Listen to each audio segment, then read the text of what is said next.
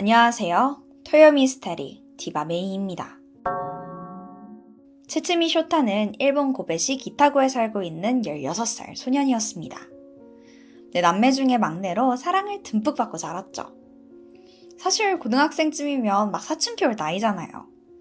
쇼타는 전혀 달랐어요. 그때까지도 가족들하고 대화하기 좋아하고 애교도 많은 귀여운 막내 아들이었다고 해요. 학교 생활도 열심히 하고 친구도 많고 심지어 선생님들까지 예뻐하는 모범적인 학생이었고요.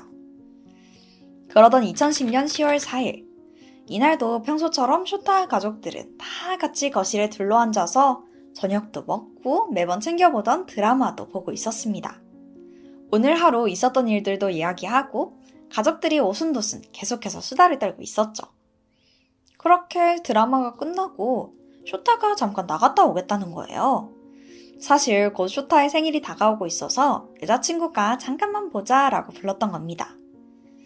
부모님들은 잠깐 집 앞에 나가는 거니까 허락을 해주긴 했지만 그래도 시간 늦었으니까 빨리 다녀와라 라면서 직접 아들을 배웅해줬어요. 그렇게 한 밤 10시 50분쯤 쇼타는 집 근처 자판기 옆에서 여자친구인 A양과 만나서 함께 대화를 나누고 있었습니다. 어제는 친구랑 노래방 갔다 왔다. 이제 곧 생일인데 갖고 싶은 거 없냐? 도란도란 이야기를 하고 있었죠. 그런데 이때 A양이 뭔가 불길한 시선을 느껴요. 그렇게 주변을 둘러보니까 좀 떨어진 길 건너편에 웬 남성이 둘을 뚫어져라 쳐다보고 있는 거예요. 솔직히 밤도 늦었고 무섭잖아요. 쇼타, 근데 저 남자 좀 기분 나쁘지 않아? 그러게? 그 대답이 끝나자마자 남성이 커플을 향해 빠르게 다가옵니다. 쇼타는 불안감을 느끼고 우선 A양을 보호하려고 했어요. 그런데 그 순간 남성이 주머니에서 칼을 꺼내 들었고 쇼타는 다급하게 외칩니다. 당장 도망가! 이 말이 끝나기가 무섭게 남성은 그의 목에 칼을 찔러 넣어요. 그리고 몇 번이나 공격을 합니다. 겁에 질린 A양은 완전 패닉에 빠져서 우선 도움을 요청하기 위해 몸을 피했어요. 그리고 일단 친구들에게 연락을 해두고 다시 현장으로 돌아갑니다. 남자친구가 너무 걱정이 돼서 확인해 보려고 갔던 거예요. 아까 갔던 그 자판기 앞은 아무 일도 없던 것처럼 고요했어요. 둘 다 어디 갔지? 쓱 둘러보는데 어디선가 희미한 신음소리가 들렸죠. 그리고 그 소리를 따라가자 조금 떨어진 길거리에 피투성이가 된 채 쓰러져 있는 쇼타를 발견합니다. 다행히 아까 연락을 받았던 친구들이 경찰과 구급차를 불러줬어요. 빠르게 응급실로 옮겨졌지만 이송 과정에서 과다출혈로 결국 그는 사망하고 맙니다. 이 사실은 곧 부모님에게 알려져요. 밤늦도록 돌아오지 않는 아들을 걱정하고 있던 참이었죠. 가족들이 급하게 병원으로 향했고 막내 아들의 사망 소식을 전해 듣습니다. 당시 아버지가 그날을 기억하기론 그 차갑게 식은 아들의 손을 계속해서 쓰다듬고 있었다고 해요. 그 이유가 너무나 속상한데 자신의 온기를 조금이라도 나눠주면 혹시라도 아들이 깨어나지 않을까 하는 마음에 도저히 그 손을 놓을 수 없던 거예요. 하룻밤 사이에 사랑하는 막내 아들을 잃은 이 가족들의 마음이 얼마나 아팠을지 감히 상상도 가질 않아요. 한편 경찰은 수사에 즉각 돌입했습니다. 처음에는 금방 해결될 거라고 생각했어요. 결정적인 목격자 A양이 있었잖아요. 범인은 일면식도 없는 사람이었지만 다행히 그녀가 생김새를 기억하더라고요. 경찰은 A양의 증언을 토대로 몽타주를 제작합니다. 키는 160에서 170 사이, 약간 통통한 편이고 눈썹이 진했고 또 얇고 날카로운 눈매에 뻗친 곱슬머리까지 이 특징을 하나하나 묘사했죠. 게다가 얼마 뒤 현장으로부터 한 100m 정도 떨어진 도랑에서 흉기로 보이는 식칼을 발견합니다. 하지만 여기에서 쇼타의 혈흔은 발견됐지만 지문이라던가 범인의 흔적은 전혀 남아있지 않았어요. 아마도 범인이 모두 지워버린 거겠죠. 그나마 쇼타가 사건 당시 입고 있었던 셔츠에서 제3자의 DNA가 검출됐지만 그 어떤 범죄자하고도 일치하지 않았고 결국 수사에는 큰 도움을 주지 못했습니다. 안타깝게도 당시 해당 지역에 CCTV도 없었어요. 몽타주와 DNA라는 결정적인 증거가 있는데도 이상하게 도무지 범인의 실마리가 잡히지 않는 겁니다. 이 답답한 상황 속에서 가족들은 가만히 있을 수가 없었어요. 어떻게든 작은 제보라도 받기 위해서 인터넷 사이트나 아들이 평소 자주 이용하던 블로그에 글을 올려요. 혹시 이 사건에 대해 아는 부분이 있다면 제발 연락달라고 글을 업로드했던 거죠. 근데 반응이 좀 이상해요. 게시글에 악플이 막 달리기 시작하는 겁니다. 알고 보니까 기자들이 이 사건에 대해서 기사를 쓸 때 쇼타의 이런 사진들을 사용했고 이 모습만 보고는 사람들이 다 멋대로 판단한 거예요. 뭐야? 얘 완전 양아치 아니야? 그리고는 그냥 양아치가 양아치 죽인 거네. 이 사건으로 쓰레기 하나 사라진 거다. 이런 말도 안 되는 댓글을 달았던 거고요. 물론 쇼타가 머리를 밝게 염색한 상태이긴 했어요. 근데 뭐 일진이고 그래서 그런 게 아니라 그냥 방학이라서 기분 전환으로 염색했던 거예요. 애초에 양아치 같은 애들이랑 전혀 관련도 없었고요. 하지만 이런 소문은 사그라들질 않았고 나중에 가서는 교장 선생님까지 나서서 쇼타는 학교 생활에 아무런 문제가 없었던 착한 학생이었다라고 대변해줄 정도였죠. 하지만 그에게 씌워진 프레임은 쉽게 변하지 않았고 이렇다 할 정보도 들어오지 않습니다. 그래도 가족과 친구들은 포기할 수 없었어요. 그들은 전단지를 만들어서 막 배포했고 직접 막 정보를 수집하기도 해요. 나중에는 현상금까지 걸었지만 이 노력들이 무색하게 사건에는 진 적이 없었습니다. 그 사이 시간은 훌쩍 흘러 무려 11년이나 지나고 말아요. 그러던 2021년 경찰서로 한 제보가 들어오는데요. 이게 좀 솔직한 거예요. 한 남성이 자기가 사람을 죽였다라고 막 떠벌리고 다닌다는데 이 내용이 쇼타 살인사건과 너무 비슷하다는 거죠. 경찰은 지푸라기라도 잡자라는 생각에 그에 대해서 조사를 해봅니다. 그는 28살이던 남성 B씨로 그냥 멀쩡히 회사 다니던 평범한 사람이에요. 근데 알고 보니까 그가 그 11년 동안 중국에서 살다가 독일로 축구여행 갔다가 내내 해외에서 살았던 거죠. 그래서 아마도 수사망을 피할 수 있었던 것 같아요. 그러니까 아예 조사 대상자조차 되질 않았었던 거죠. 근데 이 제보를 받았다고 해도 범인인 게 확실해야 되잖아요. 결국 경찰은 쇼타의 셔츠에서 발견됐던 범인의 DNA와 B씨의 DNA를 대조해봤고 그 결과 100% 일치했습니다. 이 사람이 범인 맞는 거예요. 11년 만에 진범을 찾아낸 거죠. 2021년 8월 4일 B씨는 쇼타 살인사건의 범인으로 정식 체포됩니다. 이렇게 10년간 가족을 괴롭혔던 이 하나의 숙제가 해결된 것 같았어요. 그런데 한 가지 안타까운 사실이 하나 있는데요. B씨는 체포된 2021년 당시 28살이었잖아요.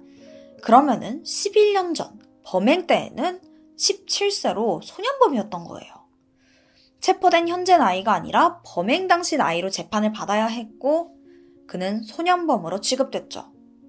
그래서 아직까지도 B씨의 신상은 소년범에 의해서 모두 보호되고 전혀 공개되지 않았다고 합니다. 하지만 쇼타의 아버지는 이 사건의 범인이 미성년자 학생일 거라고 어느 정도는 예측하고 있었다고 합니다. 그렇기 때문에 일단 체포됐다라는 것 자체에 의의를 두기로 했어요. 자, 이제 일단 형량 이런 거 전부 다 제쳐두고 유족들이 가장 알고 싶었던 거는 왜 쇼타를 죽였는가 그것뿐이었습니다. 그럼 B씨의 범행 동기는 진짜 대체 뭐였을까요? 이게 사실 참 화가 나는 부분인데 그 이유가 너무 단순해요. 여자친구와 함께 있는 모습이 너무 행복해 보여서. 이게 끝입니다. 사실 자신이 고등학생 때 만났던 여자친구가 불량그룹 남학생을 짝사랑하면서 차였고 사건이 일어나기 얼마 전에는 일진들의 이지매로 다니던 학교를 자퇴했었대요. 그니까 자신의 인생이 불행한 건 불량 청소년들 때문이다 라고 생각했고 우울증을 앓던 중에 염색을 한 쇼타가 여자친구랑 행복하게 있는 모습을 봤는데 이게 너무 열받아서 자기도 모르게 저질렀다 이거예요. 근데 그 후에 막 자기도 죄책감에 너무 괴롭게 지냈다면서 동정심을 받으려고까지 합니다. 근데 B씨의 살인 이후의 행적을 보잖아요. 이 모든 게 전부 다 거짓말이에요. B씨는 사건 후인 2017년도에 인터넷을 통해서 소설 하나를 쓰는데요. 그 내용은 고등학교를 자퇴한 주인공 소년이 어느 날 집 근처에서 불량그룹 고등학생 남녀가 즐겁게 노는 모습을 봤고 충동적으로 그들을 살해했다는 내용입니다. 심지어 소녀 한 명만 살아남는데 이것까지 어딘가 모르게 쇼타의 사건과 굉장히 비슷하죠? 주인공이 본인과 비슷하게 자퇴를 했다는 점과 불량 학생들을 미워했다는 점까지 그냥 스스로 저지른 사건을 모티브로 소설을 쓴 걸로 추측돼요. 이 밖에도 아무 일도 없던 것처럼 SNS를 활발히 하고 멀쩡히 직장도 가지고 평범하게 지냈더라고요. 그러니까 힘들게 지냈다는 자기 말이랑 그냥 앞뒤가 안 맞는 거예요. 쇼타의 가족들은 범인이 사건 후에 체포가 될까봐 두려워하면서 살 거라고 생각했는데 반성의 기미도 없이 너무 잘 살고 있어서 화가 많이 났다 라면서 괴로운 마음을 밝혔습니다. 2024년 6월 7일 B씨의 공판이 열렸습니다. 거기에는 쇼타의 가족들도 전부 참석했죠. 피해자를 칼로 여러 차례 찔러서 살해한 사실을 인정하냐라는 검찰의 질문에 B씨는 찌른 건 맞지만 사실 죽일 생각은 없었어요. 애초에 아프다거나 상처 입을 거라는 생각은 못했거든요. 라는 다소 어이없는 답변을 내놓습니다. 당시 B씨는 17살이었어요. 어리다면 어리다고 볼 수 있는 나이겠죠. 하지만 그 나이에 칼로 사람을 찌르면 죽을 거다라는 걸 모르는 애들이 있을까요? 재판부는 당연히 그의 의견을 전혀 받아들이지 않습니다. B씨를 진찰한 정신과 의사도 조현병을 가장한 꾀병을 부리는 것 같다라는 입장을 밝혔죠. 결국 B씨는 징역 18년형을 선고받습니다.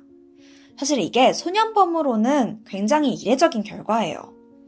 특히 당시에는 개정 전 소년법을 적용받았기 때문에 아마도 최대 15년형이 나오지 않을까라고 예측을 됐었거든요. 쇼타의 가족들은 그의 죗값으로 징역 18년이 절대 타당하다고 생각하진 않지만 소년범 재판에 한 획을 긋는 성과를 이루었다고 생각한다면서 그래도 안심하는 마음을 밝혔습니다. 하지만 B씨는 선고 직후 항소했고 항소심은 여전히 진행 중으로 알려져 있습니다. 여전히 자신의 범행을 전혀 반성하고 있는 것 같지 않죠. 쇼타의 가족들은 소중한 막내 아들을 잃기 전의 생활로는 결코 돌아갈 수 없을 겁니다. 유가족들은 피해자에게 끝은 없다며 또 다른 피해자 가족들을 위한 지원 제도를 늘리기 위해 힘쓰고 있다고 전해져요. 그 무엇으로도 이겨낼 수 없는 슬픔을 극복하기 위해 끝없이 노력하고 있는 거죠. 안타깝게 생을 마감한 쇼타군의 명복을 빕니다. 지금까지 토요미스테리 디바메이였습니다. 안녕하세요 여러분, 디바메이예요. 메이크업하는 디바메이. 제가 좀 화려한 메이크업을 왔죠? 네, 오늘은 메이크업을 못할 것 같아요. 왜냐면 오늘 사건이 좀 설명할 것도 많고 사건 관련된 인물들도 꽤 많아요. 그래서 여러분이 조금 더 잘 집중하실 수 있도록 오늘은 메이크업을 미리 완성하고 왔습니다. 전 오늘 사건을 조사하면서 나이도 아직 새파랗게 어린 애들이 어떻게 이렇게까지 잔인할 수 있는지 너무 충격이었거든요. 지금부터 사건의 전말 시작해볼게요. 2015년 4월 21일 일본 치바현 후나바시 경찰서로 아주 의미심장한 익명의 제보 전화가 걸려와. 지인이 며칠째 연락이 안 돼서 걱정이 된다면서 신고한 거였지. 그러면서 충격적인 제보를 하는데 걔가 생매장 당했다는 소문이 있어요. 이러는 거야. 이 끔찍한 소문의 주인공은 18살 노구치 마나에였어. 경찰이 조사해보니까 노구치는 4월 19일 밤에 행방이 묘연해졌는데 그날 누군가의 차를 타고 사라졌다는 거야. 18살이면 미성년자잖아. 또 생매장? 경찰은 놀라서 급하게 수사를 시작했어. 근데 도저히 그 차를 탄 다음의 행적이 나오질 않더라고. 그렇게 시간만 흘러갔고 실종된 지 5일이 지났어. 드디어 노구치가 발견되는데 안타깝게도 이미 사망한 상태였지. 우선 시신이 있던 곳은 치바현 나리타 공항 주변의 어느 밭인데 이 시신의 모습이 너무 처참하더라고. 한 1m 정도 되는 구덩이 안에 무릎을 꿇은 상태였어. 양손은 결박되어 있었고 입에는 재갈이 물려져 있었고 머리에는 포대자루까지 씌워져 있던 거야. 마치 무슨 처형을 당한 것 같은 모습이었어. 경찰이 부검을 했는데 시신에 외상이 있긴 했거든. 근데 죽음에 이르게 할 만큼 치명적인 건 아니더라고. 결정적인 사인은 질식사였지. 이게 무슨 뜻이냐면 질식사는 숨을 못 쉬어서 사망한 거잖아. 그럼 생각하기도 싫지만 노구치가 이 구덩이에 생매장됐을 수도 있다는 뜻이야. 겨우 18살밖에 안 된 소녀한테 도대체 왜? 누가 그랬던 걸까? 경찰도 충격받았지. 그래서 얼른 수사에 나섰어. 노구치의 생전 행적을 파헤쳤고 동시에 주변 인물들을 탐문하기 시작해.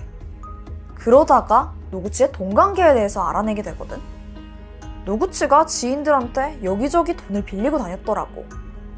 심지어 10대 치곤 꽤 큰 돈을 빌리고 제대로 갚지도 못했던 거야. 그러니까 친구들 사이에서 평판도 별로 좋지 않았고. 근데 겨우 18살 학생인 노구치가 그 큰 돈이 왜 필요했을까? 그 이유가 충격적이야. 그동안 노구치는 빌린 돈으로 호스트바에 다니고 있었던 거. 이게 언제부터였는지 알아? 중학교 2학년 때부터야. 노구치가 어느 날부터 자기보다 한참 나이가 많은 남자랑 어울려 다녔대. 근데 그 남자가 호스트바 접대부였던 거지. 안타깝게도 노구치는 그 남자한테 푹 빠졌던 거. 그러다가 결국 그 사람을 보려고 호스트바에 다니기 시작한 거야. 그 남자도 제정신이 아니지. 겨우 18살이던 노구치를 말릴 생각조차 없었던 것 같아. 결국 노구치는 고등학교 1학년 때 자퇴를 해버리고 이후에 완전히 다른 사람이 되어버리지. 머리를 노랗게 탈색했고 입고 다니던 옷은 점점 더 과감해지더라. 그 나이 치고는 좀 화려하고 과하다고 할까? 동네에서조차 모르는 사람이 없었대. 당연히 호스트바도 계속 들락날락했어. 심지어 자기가 좋아하는 호스트를 위해서 한 번에 그 1000만원짜리 샴페인 타워를 결제하기까지 해. 근데 노구치 아직 10대잖아. 그 큰 돈이 도대체 어디서 난 거냐고. 그게 처음엔 친구들한테 돈을 빌렸어. 근데 그것도 한계가 있잖아. 친구들도 뭐 다 학생이니까 돈이 많진 않았던 거지. 결국 노구치는 유흥업소에서 일을 시작해. 근데 업소에서 노구치한테 뭐 신분증이나 학생증이라도 달라고 한 거야. 근데 노구치 미성년자에 또 자퇴해서 학생증도 없었지. 그래서 업소에다가 중학교 학생증을 낼 수밖에 없었어. 근데 이게 안 먹힌 거야. 세상에 이게 안 된대. 그래서 별 수 없이 친구들한테 졸업사진을 빌려서 제출하게 돼. 아니 근데 애초에 이걸로 신분 확인이 되나? 뭐 어쨌든 문제는 노구치가 유흥업소 한 곳에서만 일한 게 아니야. 그러면 매번 사진을 제출해야 되잖아. 그럼 그 수만큼 졸업사진이 필요했겠지? 그래서 자기 동창들한테 연락해서 아예 졸업사진을 빌리기 시작해. 그중 한 명이 중학교 동창 유아사 나루미야. 노구치가 처음엔 졸업앨범 사진만 좀 쓰자더니 점점 돈까지 빌리더라고. 결국엔 100만 원이나 빌리고 심지어 옷까지 뭐 다 빌려가는 거. 근데 노구치가 돈을 안 갚고 나루미랑 연락을 끊게 돼. 나루미 완전 열받지. 그래서 주변에 노구치 아는 친구들한테 막 마구잡이로 험담을 하기 시작했어. 아니 근데 다른 애들 얘기 듣다 보니까 노구치가 자기뿐만 아니라 다른 친구들한테도 그 사진이랑 돈을 빌리고 아예 갚질 않았다는 거야. 사실 처음에 나루미는 당했다, 짜증난다 이 정도였거든. 근데 노구치가 상습적으로 이랬다는 걸 알고는 그 분노가 엄청나게 커져.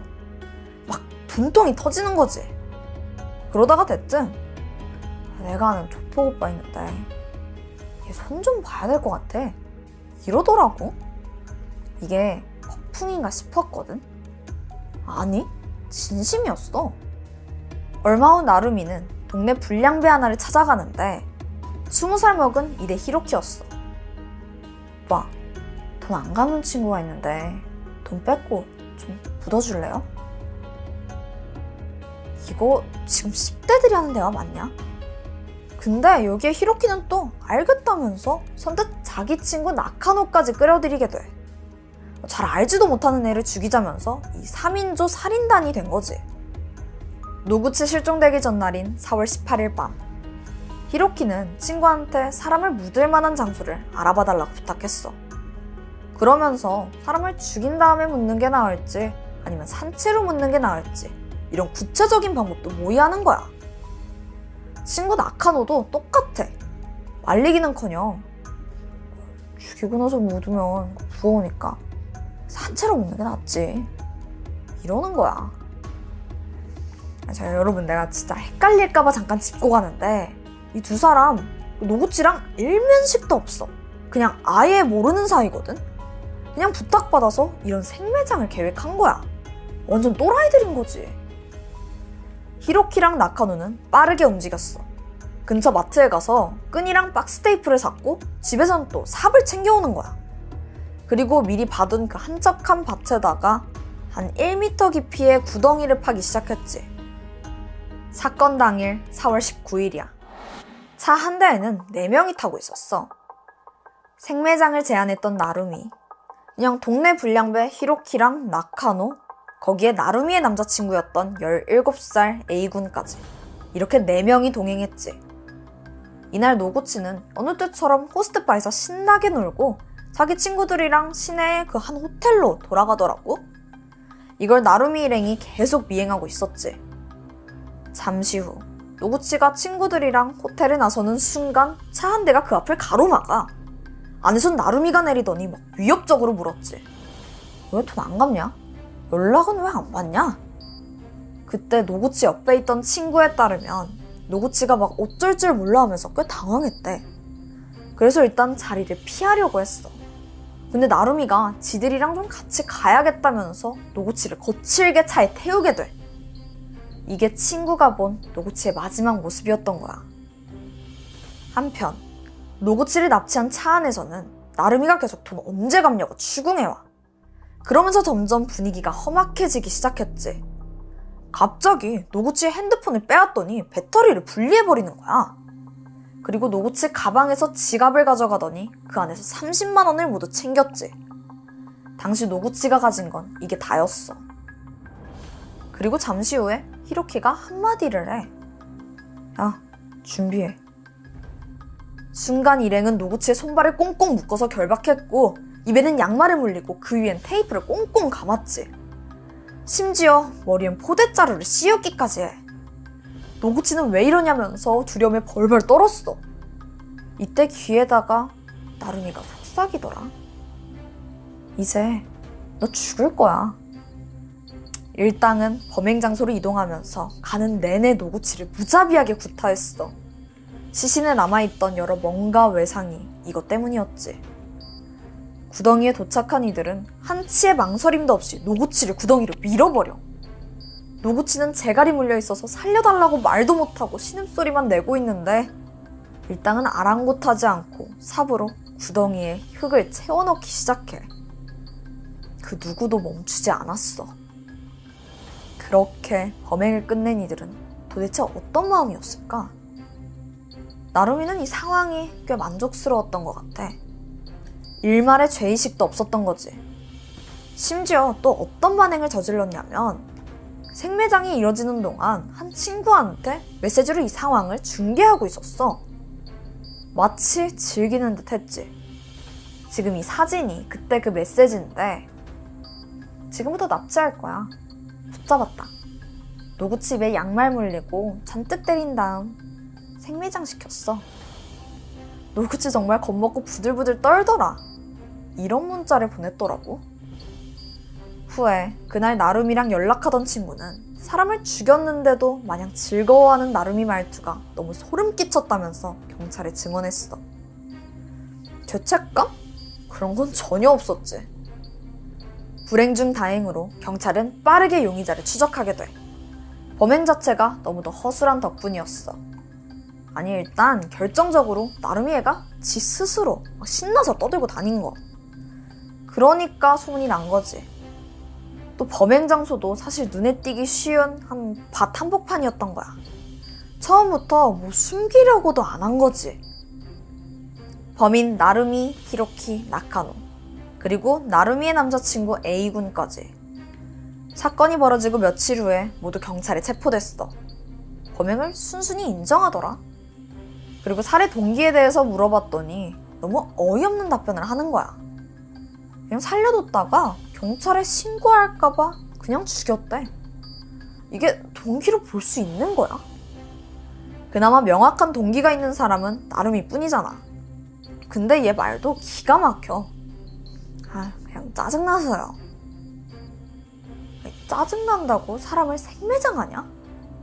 2016년 11월 11일 첫 공판이 열렸어. 이날 나루미 히로키 나카노 모두 무기징역을 선고받았고, 남자친구 A씨는 살인에 직접적으로 가담하지 않았다고 판단되면서 소년원으로 가게 돼. 근데 나루미가 억울하다면서 항소를 하더라. 직접적으로 살인하진 않았다는 거야. 뻔뻔하지. 애초에 이걸 시작한 게 나루미잖아. 나중에 한 기자가 유가족한테 사과할 마음이 있냐고 물어봤거든. 근데 아주 뻔뻔하게 대답하더라. 없는데요? 이걸 들은 유가족들은 얼마나 더 분노했겠어. 노구치의 아버지는 나루미를 사형에 처해달라고 법원에 강력하게 요청하기도 해. 결국 나루미의 항소는 기각됐고 최종 재판에서 무기징역이 확정됐지. 이 사건은 당시 일본에서 큰 주목을 받았어. 그러면서 한편으론 나루미 말고 그 다른 두 명은 도대체 왜 살인을 했는지 도저히 이해하지 못한다는 분위기였거든. 한 심리학자가 이건 집단 심리 때문일 거라고 분석했어. 처음에 나루미가 그랬잖아. 돈 안 갚는 친구 있는데 돈 뺏고 땅에 묻어버릴까? 이게 마치 애들 사이에선 그냥 뭐 장난? 일탈? 이 정도라고 생각했던 거지. 어느덧 그 말에 홀린 듯 충실해져서 진짜 살인을 하고 있었다는 거. 한편으론 생매장이라는 것 자체가 살인이라기보단 그냥 놀이처럼 여겨졌을 거라는 추측도 있어. 근데 생매장 자체가 너무 끔찍하잖아. 잔인하고. 그걸 어떻게 놀이처럼 가볍게 여길 수가 있어. 근데 이 사건이 일본에서 한 가지 큰 획을 긋게는 돼. 당시 가해자 나루미는 18살이잖아. 그런 미성년자인데도 무기징역이 내려진 거야. 이건 일본 최초의 사례로 기록됐어. 어쩌면 소년범죄가 판을 치는 일본에서 이제 니들도 피해갈 수 없을 거다라는 강력한 메시지를 주는 그런 판결이라고 볼 수 있지. 그래, 범죄를 저지른 그런 사람들한테는 그에 맞는 합당한 처벌이 내려지는 게 정의잖아. 그게 맞지? 참고로 2022년 4월 기준으로 일본의 성인 기준 연령이 바뀌었어. 원래는 만 20세부터가 성인인데 이제는 만 18세부터가 성인이래. 그러면서 특정 소년이라는 기준이 새롭게 생겨났거든. 이게 갓 성인이 된 18살과 19살 범죄자들을 말하는 건데, 그러니까 17살 아이들은 범죄를 저질러도 가정재판소로 가거든. 근데 이 특정 소년들은 성인과 가까운 거의 중형을 선고받을 수 있다는 거야. 얼굴이랑 또 실명도 공개될 수 있고. 몇몇은 오늘 소개한 이 생매장 사건이 법 개정에 결정적인 영향을 끼쳤다고도 해. 근데 중요한 건 우리도 그 촉법소년 또 소년재판 이런 거 얘기할 때 또 예를 드는 게 일본이거든. 가깝지만 먼 이 일본에서도 이렇게 기준이 엄격해졌다면 우리나라도 곧 머지않았다고 생각해. 난 나이에 상관없이 저지른 죄에 따라서 그냥 제대로 벌을 받는 그런 합리적인 사회가 되길 바랄 뿐이야. 오늘 내가 준비한 스토리는 여기까지야. 그럼 난 다음에 또 새로운 스토리로 찾아올게. 그럼 우리 또 만나자. 안녕.